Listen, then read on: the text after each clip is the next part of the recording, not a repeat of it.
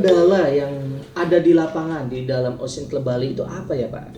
Kalau saat ini kendala yang kami hadapi sama dengan yang dialami oleh para pelaku pariwisata yang lain, yakni imbas dari pandemi COVID-19 ini. Jadi per bulan Februari kemarin, ya jujur aja beberapa tamu kami melakukan pembatalan, kemudian teman-teman agen kami juga pembatalan, sehingga jumlah kunjungan ke Ocean Club Bali mulai bulan Februari 2020 kemarin itu terasa sekali menurun, dan memang puncaknya di bulan Maret itu tinggal beberapa, dan akhirnya dengan berat hati kami mulai bulan Maret kemarin menutup Ocean Club Bali untuk aktivitas kami secara normal. Jadi dari bulan Maret kemarin ya kami tutup, kemudian sekitar bulan Juni itu kami buka kembali untuk aktivitas secara terbatas. Bagaimana dengan masyarakat setempat Pak Paulu ya untuk bisa mensupport dengan adanya Ocean Club Bali? Kami bersyukur dengan adanya support yang sangat baik dengan masyarakat setempat. Jadi kami sekarang sudah memang satu visi bagaimana kita tetap sama-sama menjaga lingkungan. Kita tidak membuang sampah ke laut, kita meminimalisir penggunaan sampah plastik, dan mereka mendukung sekali bagaimana upaya kita untuk melestarikan terumbu karang yang ada di laut antara Pulau Serangan dengan Pantai Mertesari.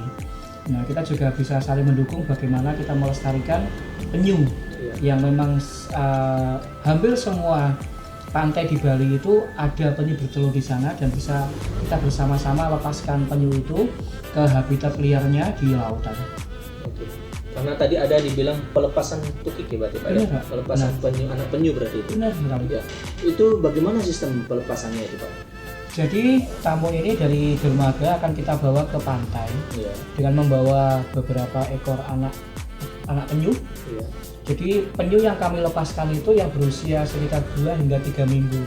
Jadi usia mereka sudah cukup besar. Jadi mereka sudah cukup kuat untuk berenang ke laut lepas. Nah, kita bawa ke sana, kemudian mereka kita ajak untuk melepaskan penyu sambil kita edukasi kenapa seperti ini, kenapa seperti itu. Misalnya ketika mereka melihat penyu ini kita lepas, dalam waktu sekitar setengah menit sampai 2 menit mereka diam aja tidak bergerak. Itu bukan berarti mereka diam, tapi mereka sedang merekam geomagnetik setempat, jadi magnet bumi setempat, sehingga mereka menganggap bahwa itu adalah kampung halaman mereka. Pada suatu ketika nanti ketika mereka sudah cukup besar, mereka bertelur, mereka akan mendatangi tempat yang sama. Seperti itu. Nah, ini berarti untuk pelepasan anak tukik ini berarti ada kerjasamanya juga ini berarti? Betul Pak. Jadi kami bekerjasama dengan para kelompok pelestari penyu di beberapa tempat yang ada di Bali, dengan harapan juga mereka mendapatkan support dari para pelaku pariwisata. Selama ini para kelompok pelestari penyu itu kan mereka jauh lah dari pusat pariwisata di Bali. Nah, dengan adanya ini semuanya, dengan adanya donasi dari tamu, mereka tetap bisa survive, mereka tetap bisa melestarikan penyu. Dan dengan cara seperti ini pula ada imbal balik bagaimana penyu ini dengan bantuan dari para pelaku pariwisata, dengan para wisatawan asing maupun domestik yang tetap bisa kita lestarikan. Berarti dengan pelepasan anak penyu atau tukik ini, berarti kita juga ikut melestarikan alam. Benar sekali. Seperti itu ya Pak ya? Benar sekali. Dan kita juga ikut membantu kelestarian alam itu dan membantu sesama pelaku pariwisata, mungkin melalui yayasan-yayasan atau pelestarian penyu yang ada di Pulau Bali ini. Benar sekali. Begitu. Karena di Bali ini kan hampir semua pantai ada penyu bertelur. Pada musim-musim tertentu, yakni dari bulan Maret sampai sekitar bulan Agustus, itu setiap tahun. Tapi kendalanya adalah pertama di beberapa pantai, utama di Bali Selatan, itu sudah banyak berdiri hotel, villa, dan resort sepanjang pantai, sehingga penyu itu tidak berani bertelur ke sana. Jadi mereka mencari tempat-tempat yang memang sepi. Nah, penyu sendiri sebagaimana kita ketahui adalah satwa yang terancam punah. Selain karena perkembangbiakan mereka juga cukup lambat, kemudian probabilitas telurnya untuk menetas juga rendah, kemudian belum lagi adanya predator. Nah, dengan sedikit campur tangan dari manusia untuk menyelamatkan telur-telur penyu ini dan juga anak-anak penyu yang barusan menetas, ini kita harapkan bahwa pelestarian penyu ini bisa kita dukung, sehingga lebih banyak penyu yang bisa menetas dan bisa hidup sampai mereka bisa berkembang biak. Oke, kita beralih mungkin dari penyu. Saya mendengar di situ ada kolam hiu gitu Pak ya. Benar. Di Ocean Club Bali itu. Itu hiu yang dipakai untuk kita bisa berenang bersama hiu. Itu hiu apa ya, mungkin jenisnya dan lain sebagainya itu Pak? Hiu yang kami gunakan itu hiu karang. Disebut hiu karang karena mereka berhibernasi ketika air laut itu dingin. Mereka hibernasi di karang-karang. Iya. Nah, ketika air laut menjadi hangat, mereka aktif kembali. Tetapi mereka adalah satwa yang banyak berkeliaran di lautan sekitar Bali Selatan. Misalnya sekitaran Pantai Sanur, sekitaran Nusa Dua dan sebagainya. Iya. Dan nanti sekitar usia 1 tahun mereka akan kita lepas kembali. Berarti itu aman semuanya Pak? Aman Pak. Ya? Kami juga ada pemberitahuan resmi kepada aparat setempat, termasuk juga Badan Konservasi dan Sumber Daya Alam yang di Provinsi Bali, sehingga semuanya tetap legal. Oke. Itu saya juga mendengar ada kolam kita bisa berenang sama ikan ya Pak ya? Benar. Nah, itu ikan apa aja ya Pak ya yang bisa kita ajak berenang itu di sana? Yang pasti ikan hias Pak. Jadi kami punya beberapa pilihan alternatif lah. Jadi kami punya aktivitas utamanya berenang dan snorkeling dengan hiu.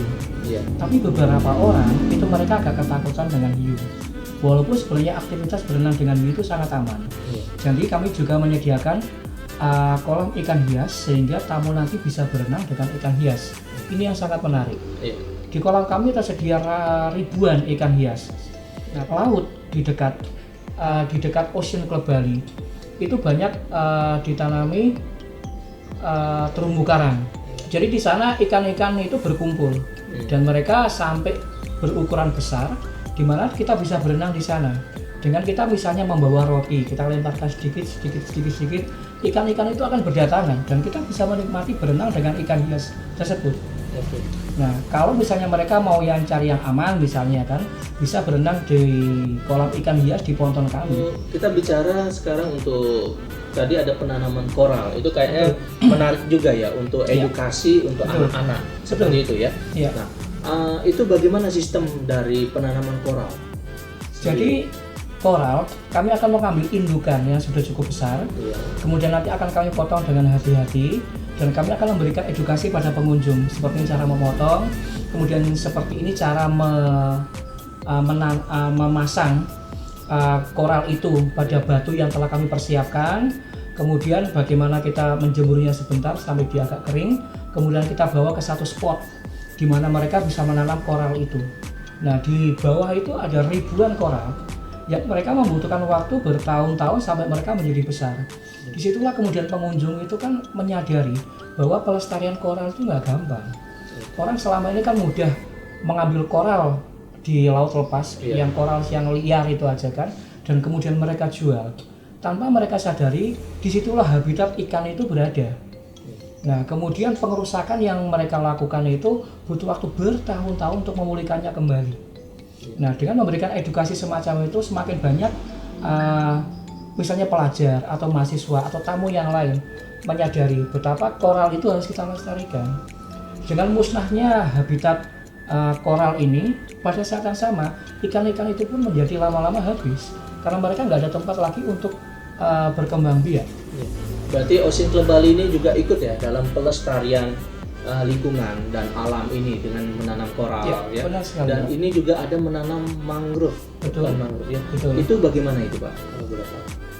Jadi biasanya kelompok-kelompok mahasiswa atau kelompok-kelompok dari perusahaan sebagai corporate social responsibility, mereka ingin melakukan satu kegiatan sosial dengan cara menanam mangrove. Nah, benih mangrove ini kan kita dapatkan dari pemerintah. Dan itu kita kerjasama dengan mereka yang memang murni kita lakukan ini untuk menyelamatkan lingkungan. Jadi di titik-titik di mana memang kita harus selamatkan. Nah, disitulah kita akan melakukan penanaman mangrove.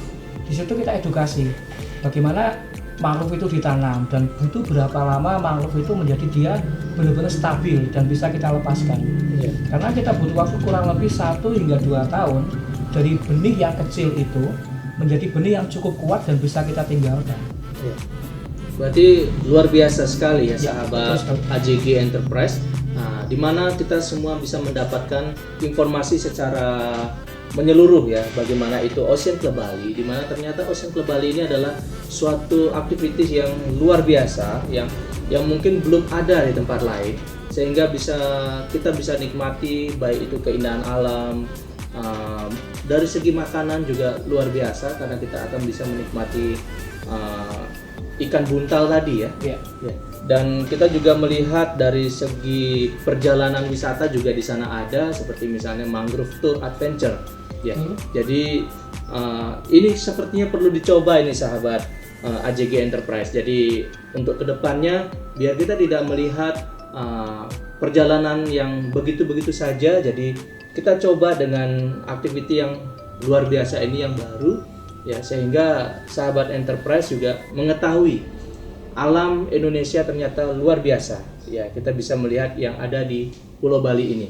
Seperti itu mungkin Pak Fauluk ya. Betul sekali. Oke, terima kasih atas waktu dan kesempatan dari Pak Fauluk ya, telah meluangkan waktu untuk bisa berbincang-bincang bersama kami sahabat AJG Enterprise ya. Untuk sahabat AJG Enterprise dibantu untuk komen di bawah ini ya, sehingga apa yang menjadi harapan kita ke depan, dan mungkin ada yang mau request untuk pertanyaan atau narasumber yang berikutnya untuk kemajuan kita bersama, boleh di komen di bawah ini dan subscribe, like, and share. Semoga channel ini juga bisa bermanfaat bagi kita semua sahabat AJG Enterprise. Terima kasih.